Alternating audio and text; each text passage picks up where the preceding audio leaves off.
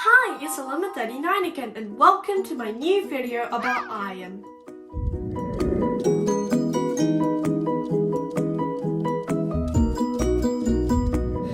Iron is one of the most important elements in our lives, though it may not seem so on the surface.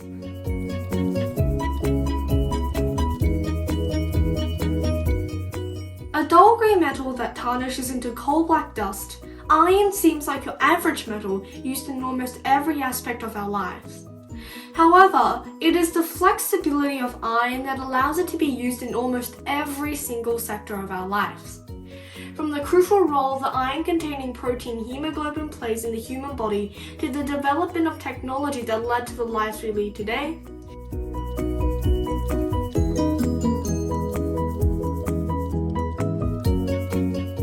why is iron so important and what made it so crucial? In this episode of Chemistria, we will be exploring the uses of iron both past and present.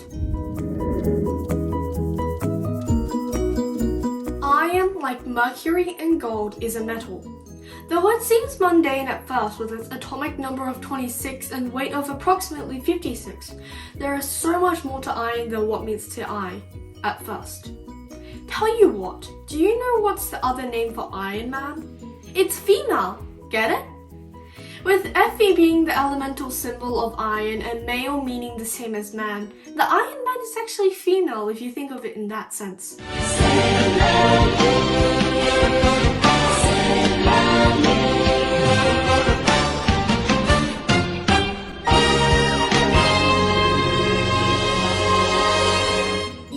Elemental symbol for this element, Fe, is derived from the Latin ferrum, which means iron, indicating the long history that mankind has had with iron, stemming from even before words were written down. Its mundaneness and ordinary properties are what made it so useful, from its strength to easily identifiable shine.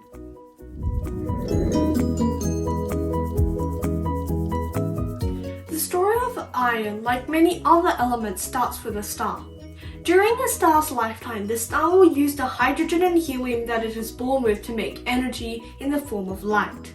As time goes on, the fuel on which the star relies on starts running out, and the star starts fusing the byproducts of the original reaction, producing heavier and heavier elements, until the star is forced to fuse iron, calling the death knell for the star. The gravity of the star forces it to collapse to itself, rebound, and explode, scattering the remains of the former star across space as a nebula when new stars are born.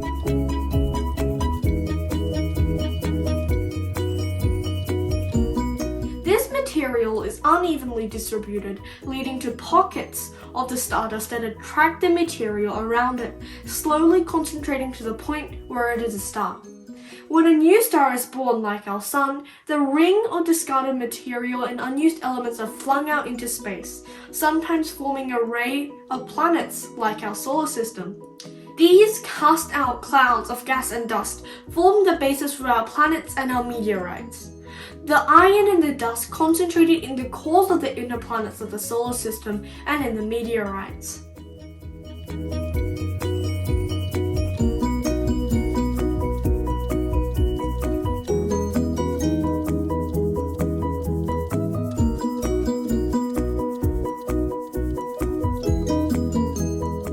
On the young Earth, many of the elements and compounds left in the sun's debris swirled together, making a homogeneous mass at the start. However, due to Earth's magnetic field caused by the still hot mantle, iron, nickel, and the various other hydrophiles, or iron-loving elements, were pulled out of the mass of elements and compounds and concentrated in the core of the planet, the place where the magnetic field would be the strongest. Meanwhile, the remaining iron in the crust and the surface of the Earth were left there, although much of it had not yet acquired the distinctive red ochre color that many of us associate with iron today. That was going to come billions of years later in an event known as the Great Oxidation Event, or the GOE.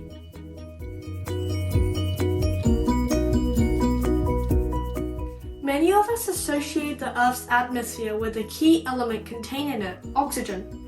Though it only takes about approximately 21% of the atmosphere, oxygen is an element that we cannot survive without. However, before the Great Oxidation Event, the Earth's atmosphere only contained trace amounts of oxygen and significant amounts of nitrogen and carbon dioxide, which is enough to sustain life, albeit simple bacteria, many of whom lived in Earth's oceans. However, all that was going to change because of a class of algae known as cyanobacteria.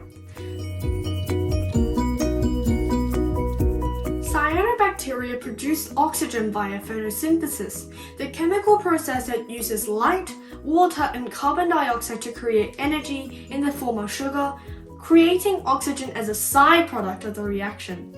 Because of the high levels of CO2 in the atmosphere, the cyanobacteria flourished, producing more and more oxygen as time went on, which built up in the oceans and the atmosphere.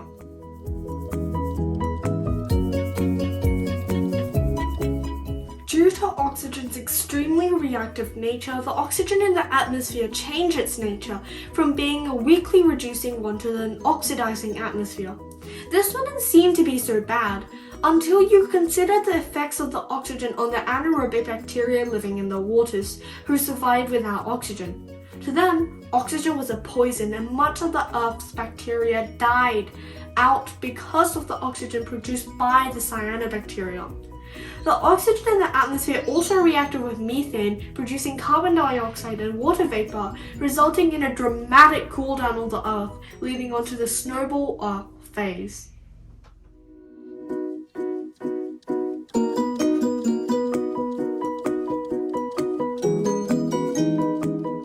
There are many indications of this event, most evidently in a geological phenomenon known as the banded iron formations, where layers of iron compounds, hematite and magnetite, are separated by a layer of fine silica, otherwise known as schutt.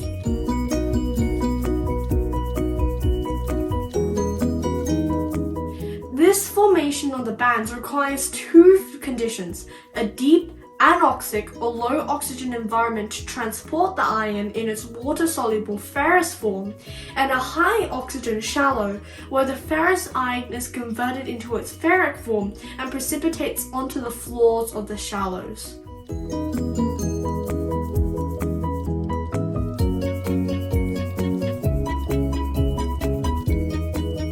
This results in a sample of a rock with many layers of hematite, magnetite, and schutt. This also resulted in the formation of the red iron oxide, or the iron 3 oxide that we associate with iron today, leading to this phase of the Earth being referred to as the Red Earth period, though other names are also in use, many of which refer to the massive amounts of damage caused by the oxygen, such as oxygen holocaust.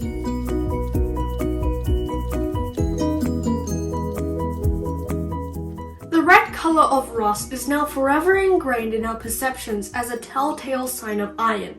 Take Australia, the world's largest exporter of iron. Colloquially called the Red Continent, Australia's red soil is a poor use for farmers, but displays Australia's vast mineral wealth and large deposits of high-quality hematite and magnetite.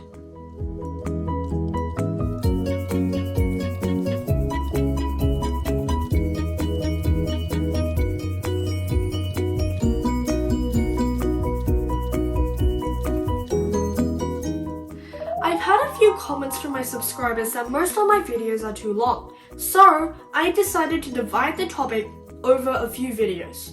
This is the first video on the element iron. Next time, we'll be talking about iron and its industrial applications. Thanks for watching, please like and subscribe to my channel, and see you soon! Bye!